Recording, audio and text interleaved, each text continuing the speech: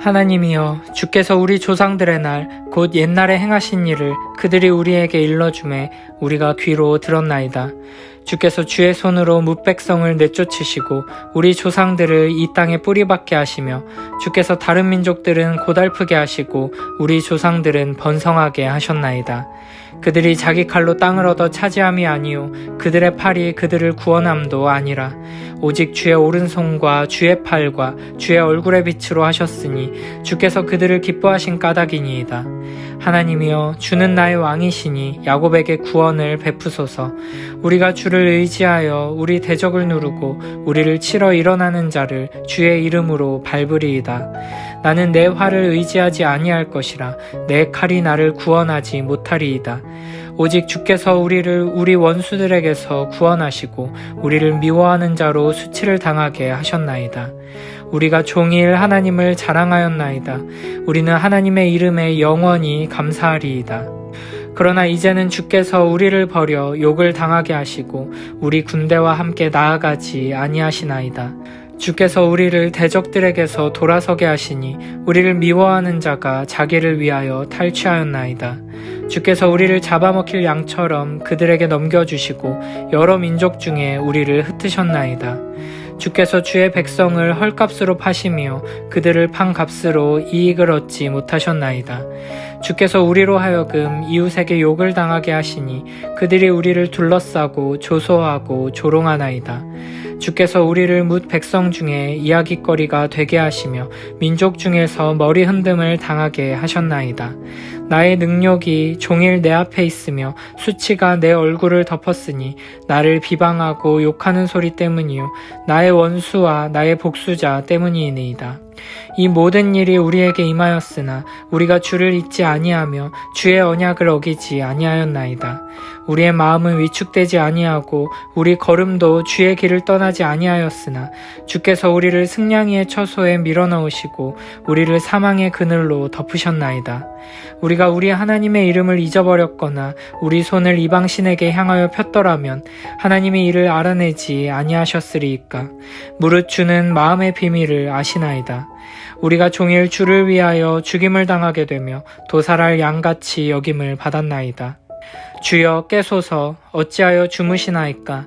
일어나시고 우리를 영원히 버리지 마소서. 어찌하여 주의 얼굴을 가리시고 우리의 고난과 압제를 잊으시나이까. 우리 영혼은 진토 속에 파묻히고 우리 몸은 땅에 붙었나이다. 일어나 우리를 도우소서. 주의 인자하심으로 말미암아 우리를 구원하소서.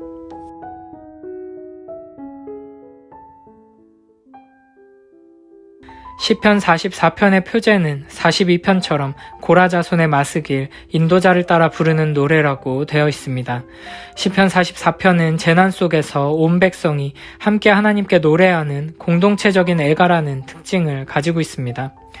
1절부터 4절에서는 과거에 하나님께서 베풀어 주신 구원에 대해 노래하고 있습니다. 1절에서는 주께서 우리 조상들의 날 곧 옛날에 행하신 일을 그들이 우리에게 일러주매 우리가 귀로 들었다고 말합니다. 여기서 하나님께서 옛날에 행하신 일이 무엇인지는 2절을 보면 알 수 있습니다. 이들은 아버지와 어머니, 할아버지와 할머니 등 조상들을 통해 하나님께서 이스라엘을 애굽에서 건져주시고 가나안 땅으로 인도하셔서 그곳의 이방 민족들을 몰아내시고 자리잡게 하시며 번성하게 하신 이야기를 들은 것입니다.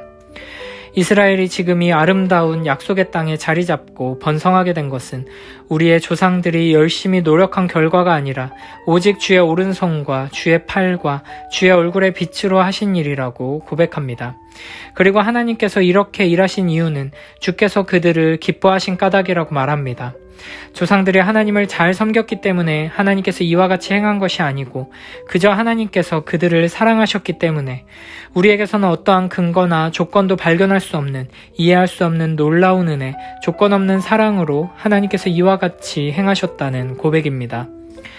여기서 중요한 것은 이들이 이와 같은 하나님의 은혜를 조상들을 통해 들었다는 것입니다.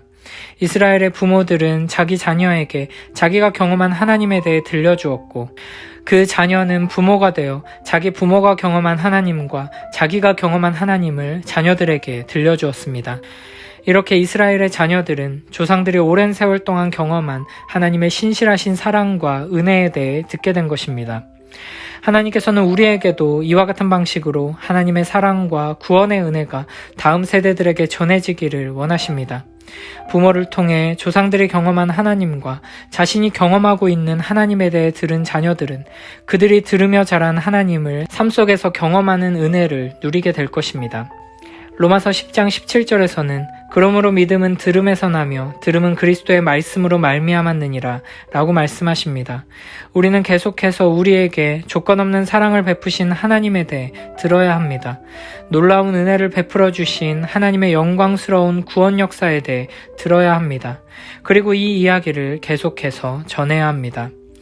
하나님께서 우리를 사랑하셨으며 사랑하신 이유는 나에게 있는 것이 아니라 그저 하나님께서 우리를 사랑하셔서 사랑을 베풀어 주셨다는 하나님의 무한한 사랑과 은혜에 대한 바른 믿음이 있을 때 우리는 내 힘으로 무언가 하려는 어리석음에 빠지지 않고 참된 구원의 기쁨을 누리며 살아갈 수 있을 것입니다. 이어지는 4절에서는 하나님께서 조상들에게 신실하게 베풀어 주셨던 사랑과 구원의 역사를 지금 여기에서도 베풀어 달라는 간구가 이어집니다. 언약에 신실하신 하나님께서 하나님을 신뢰하며 의지하는 백성들에게 놀라운 승리를 허락하시고 구원의 은혜를 베풀어 주셨던 것처럼 이제 우리도 하나님을 왕으로 섬기며 나를 의지하지 않고 오직 주의 이름을 의지해 나아가오니 구원을 베풀어 달라고 간구합니다. 그리고 7절 8절에서는 주께서 우리를 원수에게서 구원하시고 우리를 미워하는 자로 수치를 당하게 하셨음을 감사합니다. 그래서 종일 하나님을 자랑하며 하나님께 감사를 올려드린다고 노래합니다. 그러나 9절에서부터 분위기가 완전히 달라집니다. 분명 과거의 이스라엘의 조상들에게 하나님께서 약속하신 대로 신실하게 은혜를 베풀어 주신 이야기를 들어왔고 우리의 현실 속에서도 하나님께서 약속하신 대로 놀라운 승리를 베풀어 주시는 경험을 했습니다. 그러나 이제는 주께서 우리를 버려 욕을 당하게 하시고 우리 군대와 함께 나아가지 않으십니다. 주께서 우리를 대적들에게서 돌아서게 하시고 우리를 미워하는 자가 탈취하게 하십니다.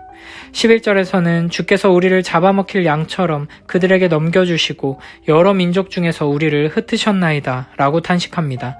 12절에서는 주께서 주의 백성을 헐값으로 파셨다고 말합니다.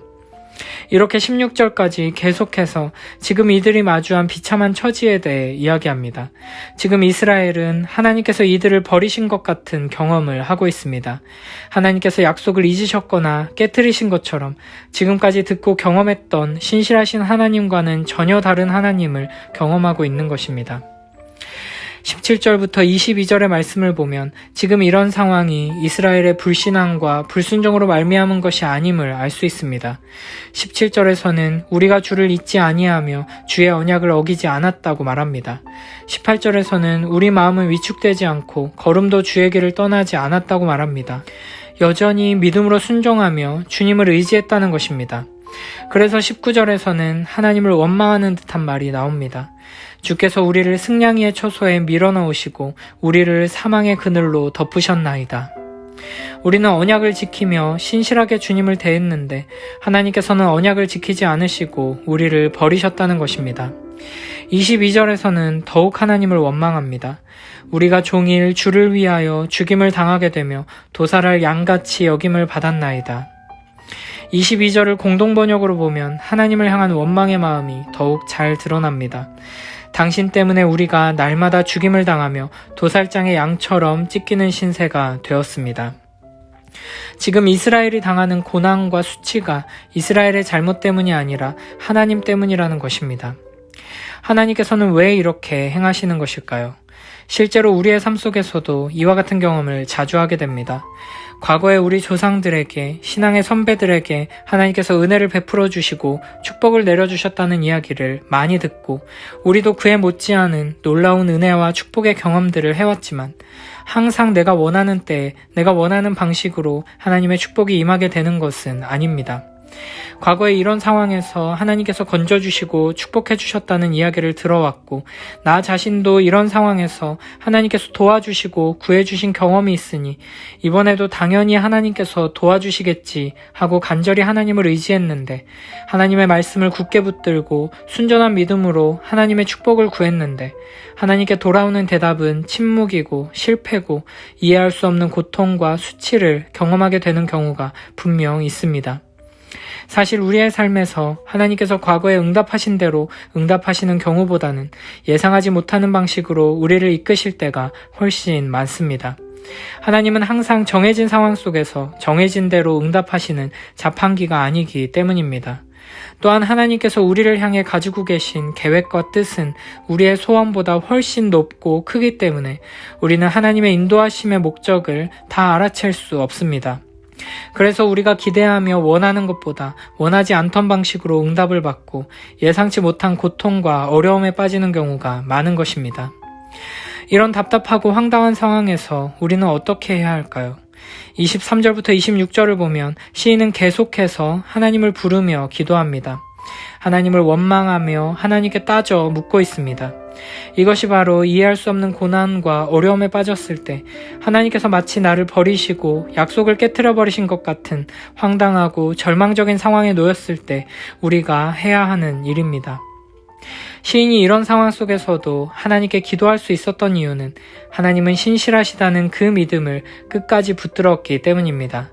물론 내가 처한 상황이 하나님을 믿지 못하게 만들고 내 마음도 불안하고 혼란스럽고 하나님을 향한 원망이 솟아나지만 우리 하나님은 언약에 신실하신 하나님이시다 라는 믿음만큼은 끝까지 붙들었던 것입니다.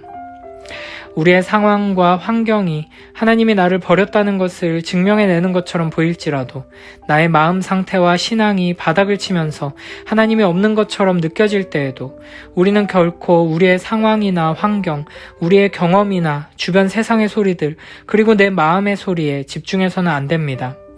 이 세상 모든 것들이 변하고 흔들리고 혼란스러울 때 우리가 끝까지 붙들고 의지해야 하는 것은 영원히 변하지 않는 하나님의 말씀, 하나님의 약속입니다. 온 세상 모든 사람들이 하나님이 너를 떠나셨다고 말하고 온 세상 모든 만물들이 하나님이 나를 떠나셨음을 확인시켜주는 증거처럼 보일지라도 우리는 나의 경험이나 눈에 보이는 현실이 아니라 영원하신 하나님의 약속을 붙들어야 합니다. 우리의 마음이 무너지고 믿음이 흔들리고 그래서 하나님을 의지할 수 없게 되고 아픔과 슬픔에 불안과 두려움에 휩싸일 때 많은 사람들이 하나님을 찾기에 적당한 때가 아니라고 생각합니다. 나중에 마음이 좀 회복되면 하나님 앞에 나아가겠다고 말합니다. 그러나 결코 그렇지 않습니다. 바로 그때가 가장 간절하게 하나님을 찾고 의지해야 할 때입니다. 하나님 앞에 엎드려 하나님의 말씀을 붙들고 영원히 변하지 않는 그 약속을 가지고 하나님을 향해 탄식하고 간구해야 합니다. 하나님을 믿고 의지하기 힘들 때, 하나님이 믿어지지 않을 때, 그때 우리는 더욱더 하나님께서 우리에게 주신 은혜의 방편들을 부지런히 사용해야 합니다. 말씀과 성례, 찬양과 기도를 통해 하나님을 의지해야 합니다. 내 손을 꼭 잡고 함께 걷던 엄마가 내 손을 놓고 내 말에 대답하지 않는 것처럼 보인다고 해서 엄마의 손을 놓아버리고 내 스스로 갈 길을 찾아가는 아기는 없습니다. 그럴 때일수록 더 힘을 줘서 엄마 손을 잡고 길을 잃지 않기 위해 힘써야 합니다.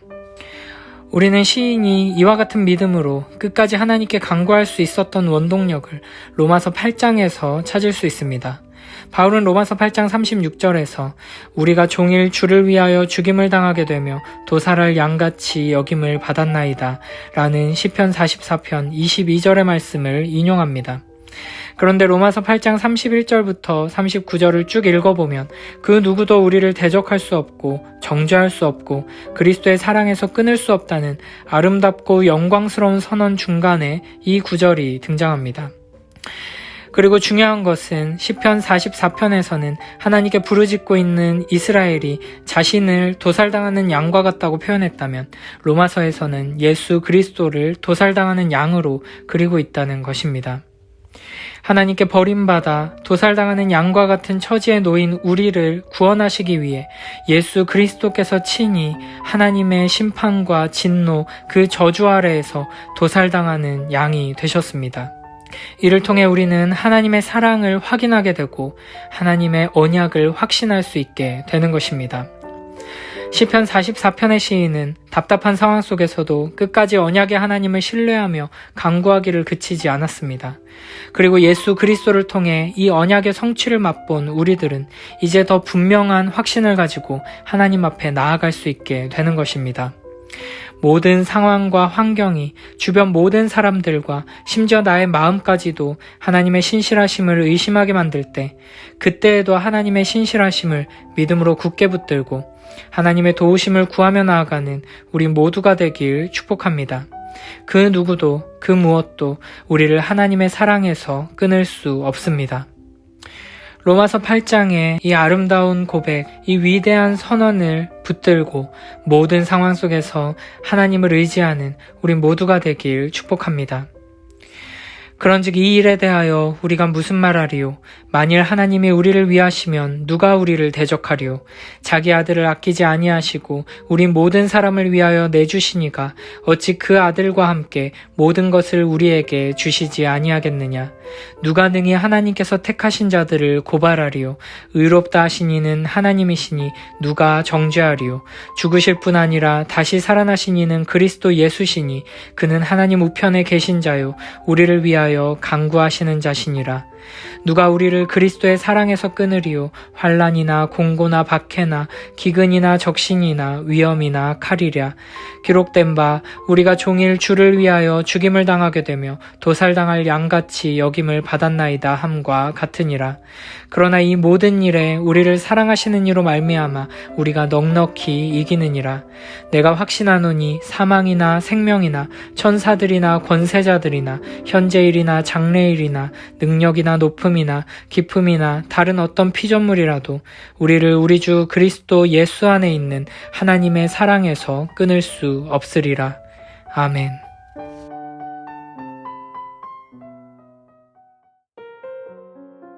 하나님, 우리는 두 귀로 들었습니다. 우리 선조들이 하는 이야기를 들었습니다. 선조들이 살던 시대 그 옛날에 당신께서 하신 일들을 전해 들었습니다. 손수 여러 민족을 몰아내시어 선조들을 뿌리박게 하시고 여러 부족을 짓부수시어 그들을 번성하게 하셨습니다. 선조들이 땅을 차지한 것은 제 칼로가 아니었고 승리한 것은 제 힘으로가 아니었습니다. 당신의 오른손, 오른팔, 그리고 당신 얼굴의 빛 덕분이었으니 당신께서 그들을 사랑하신 까닭입니다. 당신은 나의 왕, 나의 하나님, 그 명령 한마디로 야곱이 승리하였습니다. 당신의 힘으로 우리는 원수를 쳐부술 수 있었으며 당신 이름으로 적군을 짓밟을 수 있었습니다. 내가 믿은 것은 나의 활이 아니었고 승리를 안겨준 것도 나의 칼이 아니었습니다. 우리가 원수들을 이겨낸 것은, 우리의 반대자들이 수치를 당한 것은, 그것은 바로 당신 덕분이었습니다. 그러므로 우리의 자랑은 언제나 하나님이었고 우리는 당신의 이름을 항상 찬양하였습니다. 그러나 이제 당신은 우리를 뿌리치고 비웃으시며 우리 군대와 동행하지 아니하심으로 우리가 마침내 적군에게 쫓기고 원수들은 조아라 우리를 약탈하였습니다. 푸죽간의 양처럼 우리를 넘기시고 이 나라 저 나라에 우리를 흩으시고 돈벌이도 안 되는 일인데 헐값으로 당신 백성을 파셨습니다. 이웃 백성들에게 욕을 당하게 하시고 조소와 조롱거리로 만드셨습니다. 우리를 이방인들의 이야깃감으로 만드시니 뭇 백성이 우리를 가리켜 손가락질합니다. 모욕당하지 않는 날이 하루도 없고 부끄러움으로 얼굴을 들 수도 없습니다. 욕설과 폭언 소리에 귀가 따갑고 미움과 보복의 눈길이 무섭습니다. 우리는 당신을 잊은 일도 없으며 당신과 맺은 계약을 깨트린 일도 없건만 마침내 이런 일을 당하였습니다. 우리는 당신을 배반한 일도 없고 일러주신 길을 벗어나지도 않았건만 당신께서는 여호의 소굴에서 우리를 부수시었고 죽음의 그늘로 덮으셨습니다. 아무려니 우리 하나님의 이름을 부르지 아니하였겠으며 다른 신에게 머리를 조아렸으리이까. 마음의 비밀을 다 아시는 하나님께서 어찌 그걸 알아차리지 못하셨으리이까. 당신 때문에 우리가 날마다 죽임을 당하며 도살장의 양처럼 찢기는 신세가 되었습니다. 나의 주여 일어나소서. 어찌하여 잠들어 계십니까? 깨어나소서. 우리를 영원히 버리시렵니까? 어찌하여 외면하십니까? 억눌려 고생하는 이 몸을 잊으시렵니까? 우리의 마음은 먼지 속에 파묻혔고 우리의 배는 땅바닥에 붙었습니다. 일어나소서. 도와주소서. 당신의 사랑으로 우리를 구해주소서.